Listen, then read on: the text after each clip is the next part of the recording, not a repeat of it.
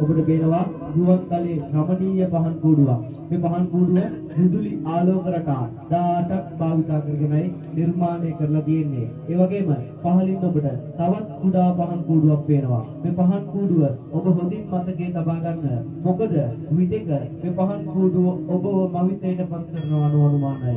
ඒ නිසා මේ පහන් කූඩුව හොඳින් මතකයේ තබා ගන්න. දැන් ඔබ දකි ගුවන්තලයේ ඇති පහන් කූඩුව ඔබ ඉදිරියේදී පහළට ගමන් කරමි. අර කුඩා පහන් කූඩුව සම්පූර්ණයෙන්ම වසා ගන්න ආකාරය බලන්න මේ නිර්මාණයේ දිහා පහන් කූඩුවක් සම්පූර්ණයෙන්ම වසා ගන්නවා. ඒ වගේම මේ සම්පූර්ණ නිර්මාණය පුරාවටම ඔබට මනරම් වූ සියුම් වූ අලංකාර කැටයම් කලාවක් දැක බලා ගන්න පුළුවන්.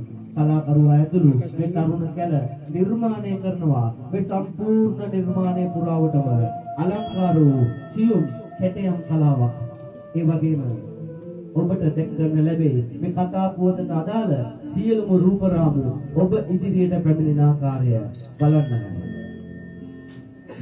රාමු නැවත දර්ශන තලයේ නිවත් වෙද්දී ඔබ සියලු දෙනාම පවිත්‍ර වෙනවා අනුමානයි. මොකද ඔබ මේ නරඹන්නේ ශ්‍රී ලංකාවේ ප්‍රථම වතාවට මාදු පිටියේදී නිර්මාණය කරනවා විස්මිත වූ නිර්මාණයක් පහන් කූඩුවක්. ඔබේ දැස් මානයේදීම ඔබ දකිනවා ඔබේ දැස් මානයේ තිබූ අර කුඩා පහන් කූඩුව අතුරුදහන් වෙලා පහන් කූඩුව ගුවන්තලයට මුසු වෙද්දී ලනු වලින් කැටයම් කරපු පරිවාර කූඩු වලින් දුම දමන පහන් කූඩුවක් මතුවෙනවා. කොහොමද එහෙම වුනේ? එකම තැනකින් පහන් කූඩුවක් අතුරුදහන් වෙලා එකම තැනකින් පහන් කූඩුවක් මතුවෙන්න පුළුවන්ද?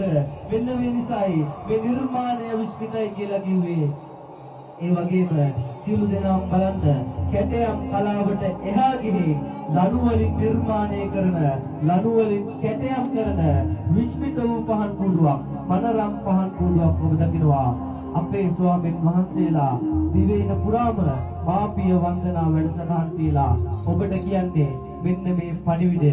සියලු දෙනාම අර පේන කුටිය දෙස මොහොතක් බලන්න හිත සංසුන් කරගන්න. තමාගේ අම්මවයි තාත්තවයි මතකයට නගාගෙන මේ මාපිය වන්දනාවට හොඳින් සවන් දෙන්න.